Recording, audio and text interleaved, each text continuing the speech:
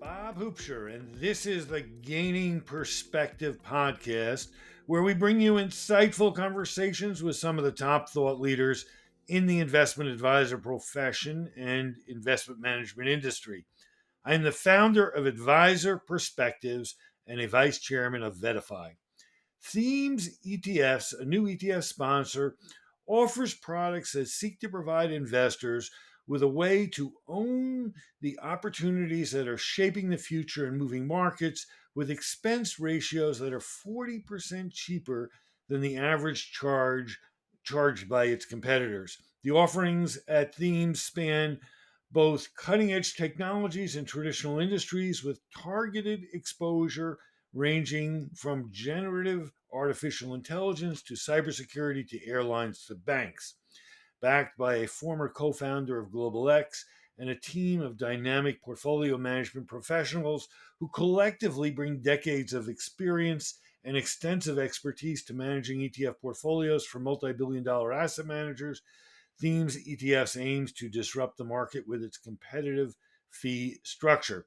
Themes ETFs has foregone a traditional wholesaling model to minimize its distributional expenses and maximize cost efficiency, passing those savings directly to investors in the form of lower fees. And my guest today is Taylor Krystkowiak. He is a vice president and the investment strategist at Themes ETFs.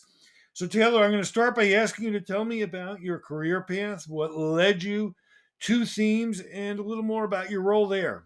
Thank you so much, Bob, and want to thank you personally first before we get into it for having me here today. It's a great pleasure to be with you. Really excited to discuss some of these strategies. And again, really can't thank you enough for the opportunity. So to answer your question, for me personally, one of the things that is most fascinating to me about financial markets is I've always kind of viewed them as this quintessential unsolvable equation. It's a million constantly changing variables, very few constants, and it's one that will always keep you on your toes. No matter how much you think you know about it, it tends to surprise even the most tried and true veterans in this space. So it remains a very dynamic space and one where there's really rarely ever a dull moment. So with all of that said, that's initially what attracted me to the industry in the first place. And I was very fortunate to be able to sink my teeth into macroeconomic analysis as an investment strategy analyst at Raymond James, and then derivatives and options products when I worked at SIBO Vest, which primarily focused on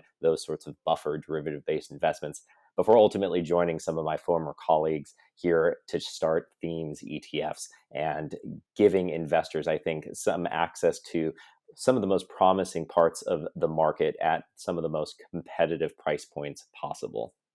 Well, markets certainly are a mystery, and let's try to unravel some of that in today's podcast. Let's start with some definitions. What are thematic investments? Why are they relevant in today's market?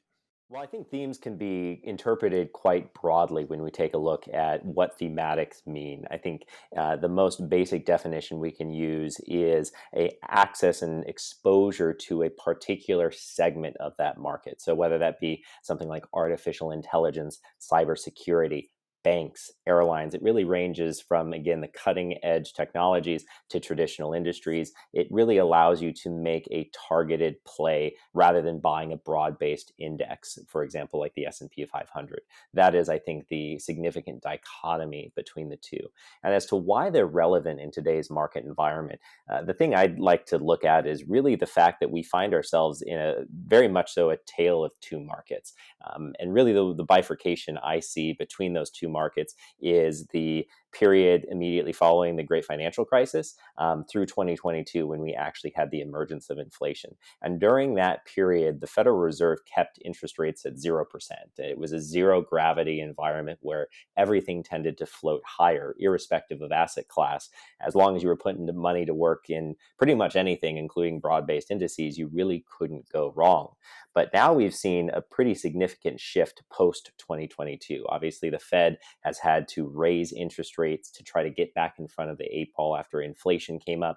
And as a result, they've reintroduced gravity into the system. And here we find in this environment, not all stocks, not all sectors are created equal, and it's having a disparate effect on different segments of the market. And some have done well and some haven't. And that's where actually themes have really started to shine, is in this environment post 2022. And we've seen some outperformance of these particular themes relative to broad-based benchmarks like the S&P 500. So this really is, I think, an incredible time for the thematic space to really shine in a world in which you have to do your homework and find the stocks that can overcome that gravity that's reintroduced into the system. Tell me about the motivation. Why did you launch Themes ETFs in a market that is clearly already saturated with thematic based products?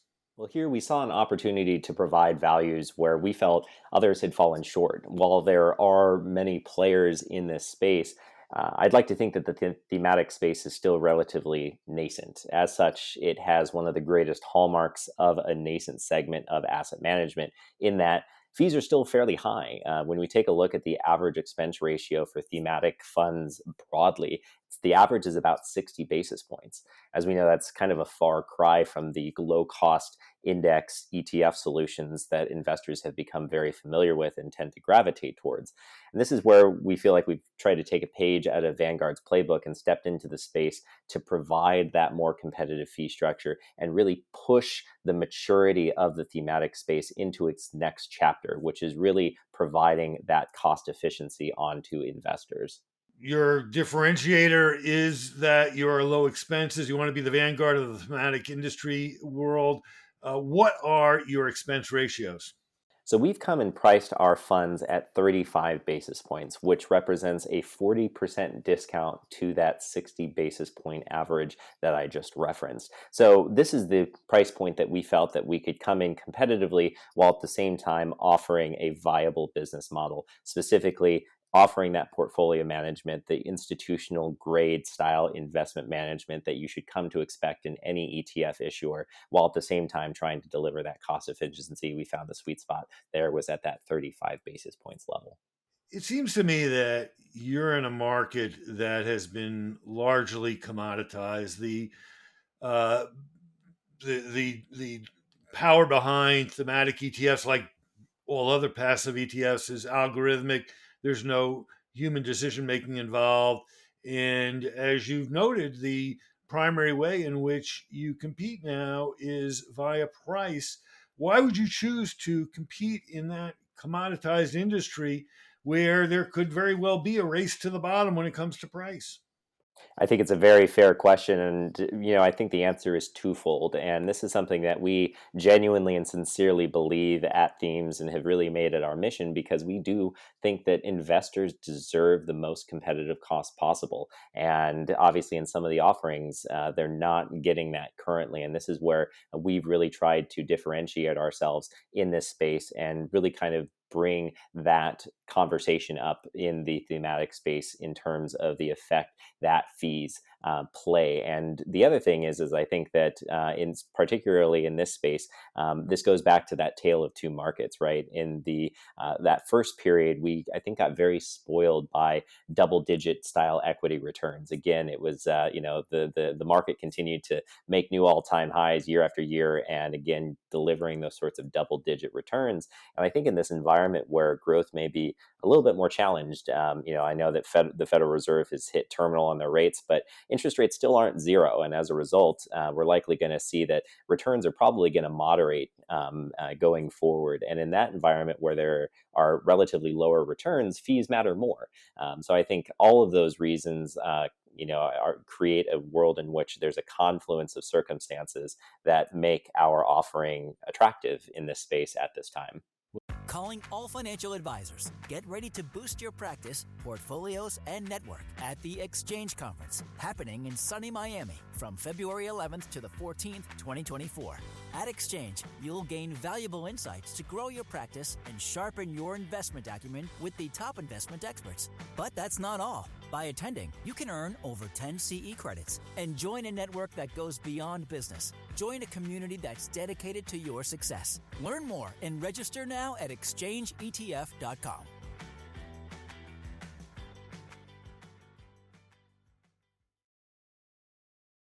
Well, I applaud you for your efforts to drive down fees. As we've written very often in our publication, fees are the primary determinant of investment returns, and all else equal, we always want lower fees. What makes your products unique other than their lower fees? What is your full value proposition at the issuer level?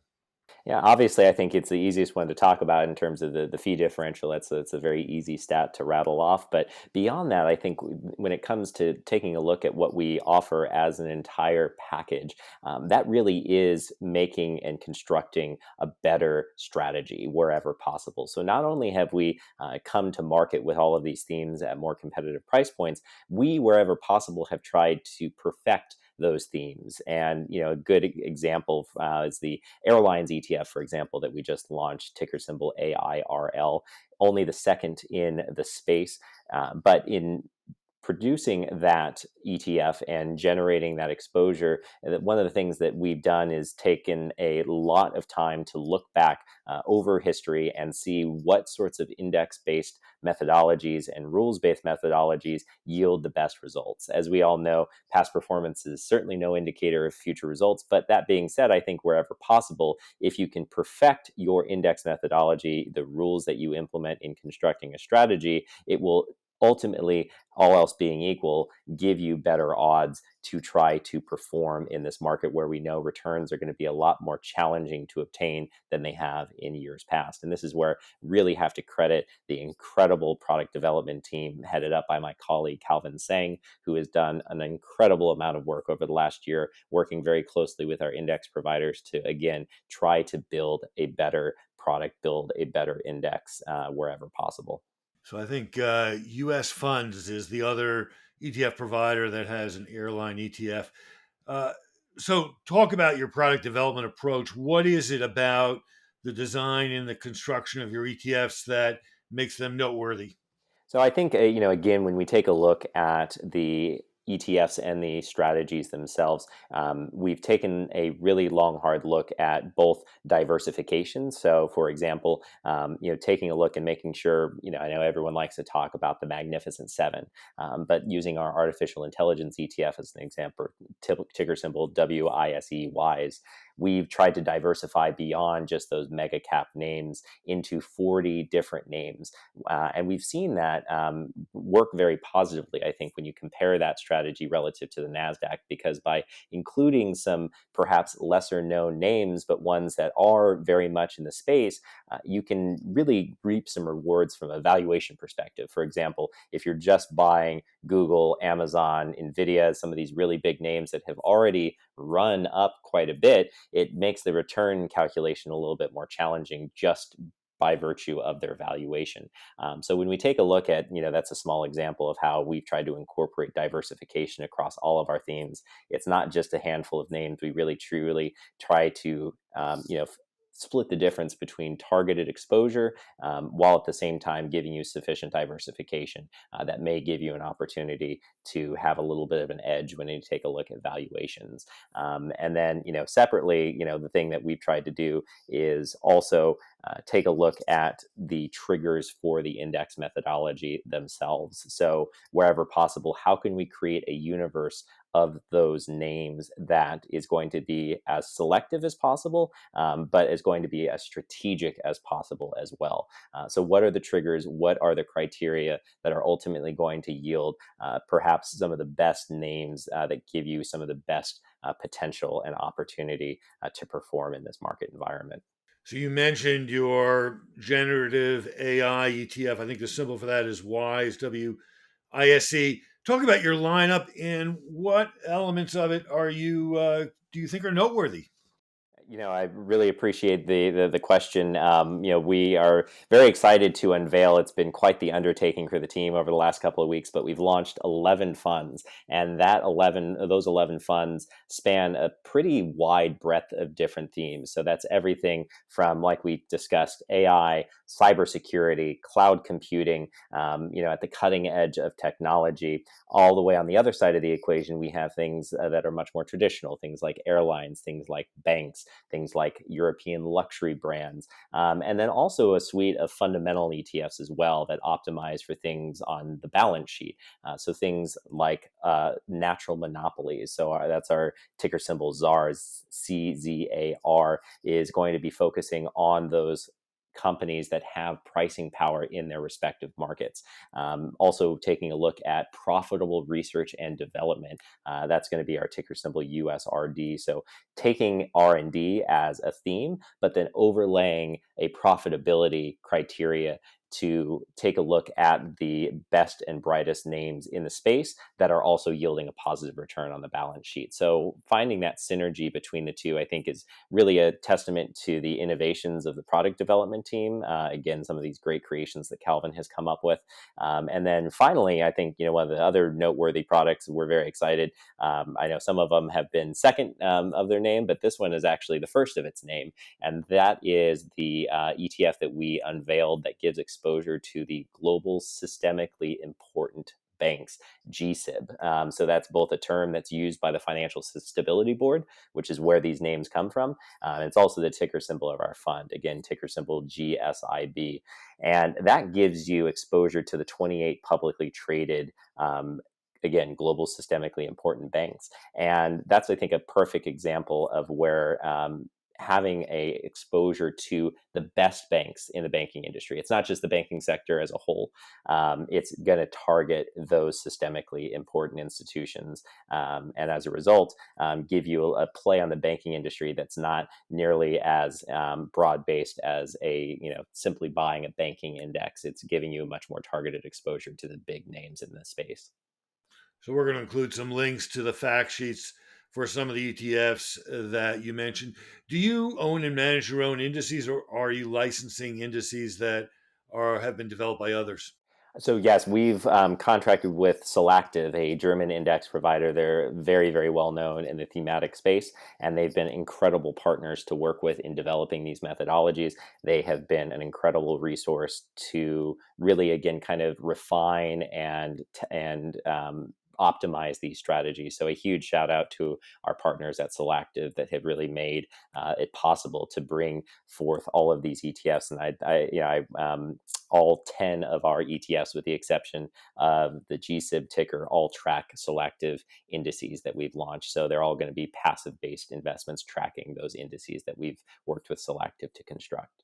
There has been academic research that has shown that thematic ETFs as a group have underperformed. And the explanation is that those products are released after the hype for that theme has peaked and the ETFs fail to capture the initial excitement about the theme. What do you say to a skeptic who has read that research and believes that thematic based investing is just an overhyped, overpriced version of sector based investing? It's a really fair question and one that I think deserves a fair answer. And going back to my earlier point, again, we can't discount the fact that this is truly a tale of two markets. I'd like to also vindicate the research and the point that a lot of people have, and I think it's a valid one, that it was absolutely true in that first market environment from 2008 to 2022. It was very, very hard to beat the broad-based index benchmarks. Let's just be honest. So you had to pick the right names, and even so, you were trying to keep up with an index that was working at breakneck speeds, and a lot of times those high fees ultimately dragged the return. So you'd buy a thematic investment exposure and ultimately unperform the benchmark and question, well, why do I even own this? But we have to remember that market environment's in the rearview mirror. It's a completely different landscape in the post 2022 environment where it's no longer zero gravity. Gravity has been reintroduced in the form of higher interest rates, and thematic exposure has actually performed extraordinarily well in this environment. It takes no introduction here. Take a look at AI. I mean, that has been by far and away the talk of the town and has powered so many of these, returns. And having a targeted exposure to AI actually gave you a great edge over those broad-based market benchmarks. And so when we take a look at actually all of our thematic strategies, and we measure how those strategies have performed circa the market bottom in October of 2022, and we see which ones of those have led the recovery. 10 out of 11 are either neck and neck with the S&P or outperforming, and a handful of them are even outperforming the NASDAQ, things like artificial intelligence and cloud computing. So I think it's important to make the distinction of the market environment. We always say in this industry, past performance is no guarantee of future results. So, this is where the sword cuts the other way, that, perhaps the lackluster performance of themes in that environment from 2008 to 2022 isn't necessarily the best yardstick to be measuring how themes are going to perform in this new market environment, the one in which, again, there is gravity and not all stocks and sectors are created equal. Going back to the GSIB example, this is a perfect example how, sure, if you show how the banking, index did relative to a broad-based benchmark, it was hard to say that you could outperform. But this year was a totally different environment. You did not want to be holding Silicon Valley Bank, Signature Bank, during the crisis that we saw earlier this year, where all of those small cap banking names found themselves in a lot of hot water and some went under. By contrast, you wanted to be in the big names like the JP Morgans that were actually brokering those bailouts, or the UBSs. And that is what GSIB gives you exposure to. It's giving you exposure to the big guys, while at the same time kind of stripping out the smaller names that have actually been a drag on the banking index's performance. So that's another, I think, great salient example of how there is a bifurcation, and that how targeted exposure can actually benefit you in this environment where, again, interest rates are a sword that really kind of separates those who can survive and those who can't. And I think this is an opportunity for you to really be on the right side of that divide. If there's one key takeaway that you'd like to leave with our audience of advisors about how they should go about evaluating thematic ETFs such as yours, what would that be? So I'd say, I think across the board, own the opportunity. And what do I mean by that is that with obstacles come opportunities. There's really no way to sugarcoat this. This environment is a lot more challenging relative to the environment that we had. If we're all honest with ourselves as asset allocators, you really didn't have to do a lot of homework in previous years. Again, in that environment from 2008 to 2022, as long as you had a decently diversified exposure, you were putting money to work, you really couldn't go wrong for the most part. And it was very easy. We could, kind of put things on autopilot and coast. Now, this is really, I think, an opportunity for asset allocators, for advisors, for real people to show their value, both to their clients and in their allocation process. And this is where those who take the time to do the homework, to find those opportunities and find a way to own those opportunities are ultimately going to be served far better than those who think that they can just throw money at an index and hope for the best like they did over those last few years. So again, I think this is an environment where there is opportunity, and that opportunity will reward those who bother to do their homework and to really take the diligence that is required to succeed in this market environment. We'll include some links in the notes that accompany this podcast where you'll be able to learn more about Taylor and about Themes ETFs. There'll be a link to the Themes ETF homepage and its ETF lineup. There'll also be links to 4 of the ETFs that Taylor mentioned: WISE, WISC, the Generative AI ETF; SPAM, SPAM, the Cybersecurity ETF; Airlines ETF symbol AIRL; and GSIB, the Global Systemically Important Banks ETF. And there'll be a link to meet the team behind Themes ETFs. Taylor, is there anything else you'd like to add? The only thing I'll say at this point is a tremendous thank you to you and the VettaFi team for having me on today. It was an absolute pleasure to sit down with you, and a very warm, sincere, happy holidays to you and the team, as well as all the best wishes for the new year. Thank you so much for your time and consideration today. It was a pleasure to be with you. Well, you're welcome, and thank you for listening to the Gaining Perspective podcast with Bob Huebscher, today featuring Taylor Krystkowiak of Themes ETFs. To support our podcast, please share, subscribe, or leave a review to help make our podcast more findable for your friends and colleagues. You can subscribe to Gaining Perspective on your favorite podcasting service.